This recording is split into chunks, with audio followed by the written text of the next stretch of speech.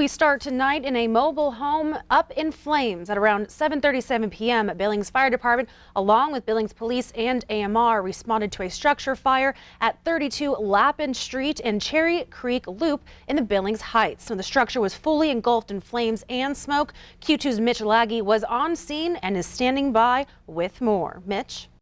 Right, Zoe. Battalion Chief Derek Mitchell with the Billings Fire Department told me that there is extensive damage throughout the home.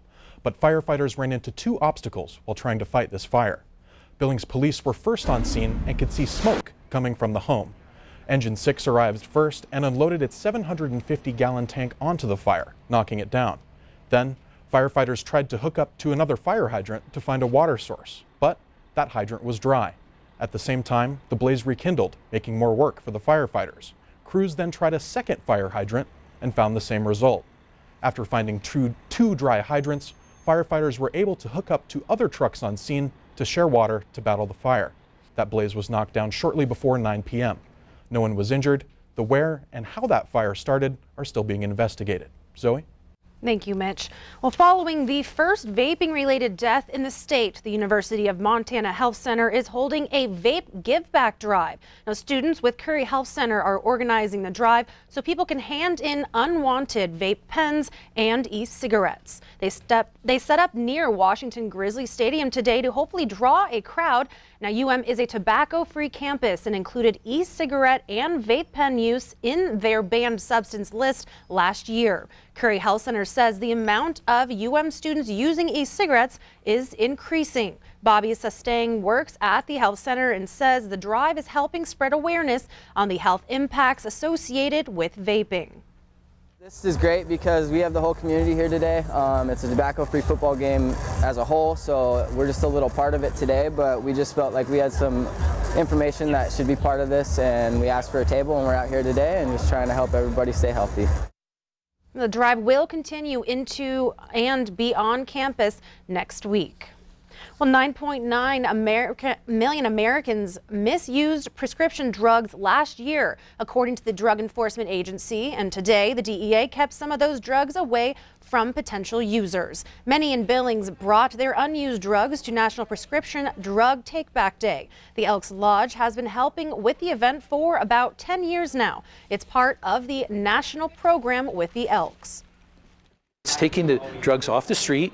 It's ensuring that it's taken care of so it's not polluting our water system, and also just ensuring that it's not abused, whether it be in the family or in the community itself. It's a big project for the Elks, is drug abuse prevention. It's nationwide. It's their handle. It's their hallmark. Now, last year, the Elks Lodge collected about 500 pounds of prescription drugs, and the goal this year is 700 pounds.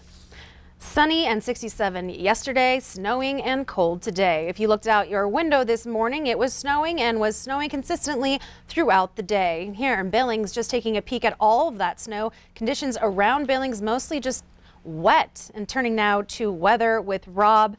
I mean, like I said, sunny and warm yesterday. I knew some people even golfing, and today there was snow, quite a bit of it. Yeah, in fact, today people were making snowballs. And to show you the size of snowballs, cool. Check out this picture. This is Eli Siebert. That's the snowball he made there in Columbus. Sandy took this picture, sent it in. They've had about 9 inches of snow there in Columbus. That report just tallied and sent in here just a little bit ago. You can see there's a little pocket of snow still falling right in and around Yellowstone County and the Billings area. We've got some flurries. For the most part, it's started to dry out and clear up, although we will see some more flurries probably after about 3 o'clock in the morning. Now, other snow accumulations today. Red Lodge picked up about 11 inches, 10 inches at Reed Point, 5.5 inches at Melville, all the way over to Fort Smith, 5 inches. Billings, about 3 inches of snow, and again, there's probably some more on the way. Tomorrow we'll have a nice break, but then there's another batch of snow coming in along with some wind and colder temperatures by Monday. So we're going to have the complete Q2 Storm Tracker forecast. It's coming up in just a minute. Zoe? All right, thank you, Rob. That was an impressive snowball. Well, worldwide, beekeepers are reporting an overall decline in honeybee populations in recent years. Now, Rise Again Tattoo is doing their part to help bee populations today with their bee vent. Their studio is offering $20 to $40 tattoos of various bee-related designs, and the tattoo line stretched clear out the door today. And the shop estimates that they will do several hundred tattoos throughout the day today. And all proceeds are being donated to pollination partners to support our local apiaries. Selection's been pretty broad around the board, but overall, there's something for everybody. So everybody leaves with a smile on their face. We're all having a blast down here today. So 100% of the proceeds from today, everybody that's gotten tattooed, all the money will go to Pollination Partnership in San Francisco. They are the main funder of local apiaries here in Billings, Montana. And Montana is the second largest honey producer in the United States.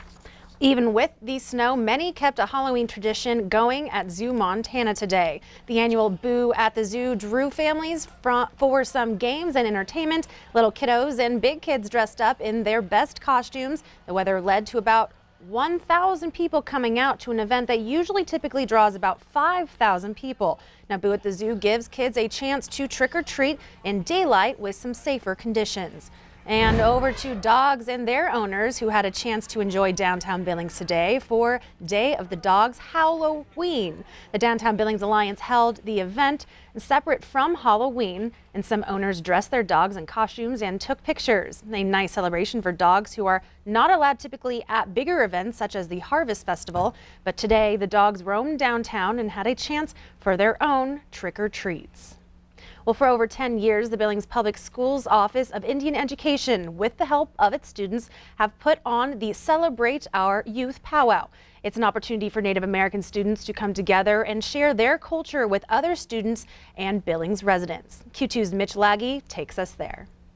Throughout the Billings Public Schools, 2,000 Native American students from more than 50 tribes learn and grow every day.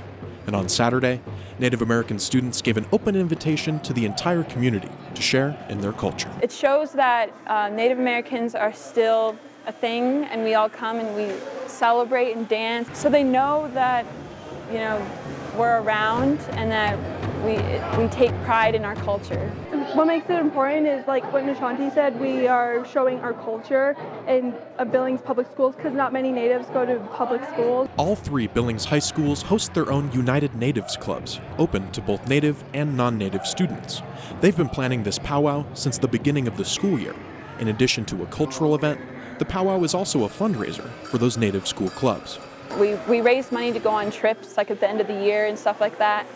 And or we could go to MSUB and look at colleges and take trips to do stuff like that. Urban Native American students face some unique challenges. In particular, the balancing act between fitting in like any other kid and celebrating their rich culture and history.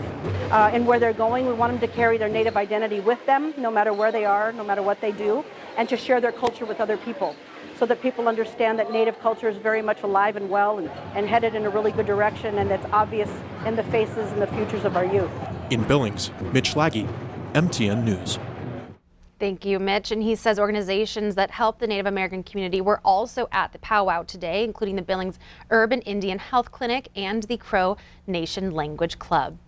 Well, stay with us. More to come on the 10 o'clock news here on Q2. It's hunting season, and for those headed to the field this fall, after the break, find out how this ongoing chronic wasting disease management may impact your hunt.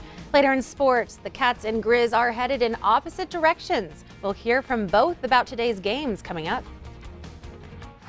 You're watching MTN News with Zoe Zandora, Storm Tracker weather with Rob Griggs, and sports with Casey Conlon.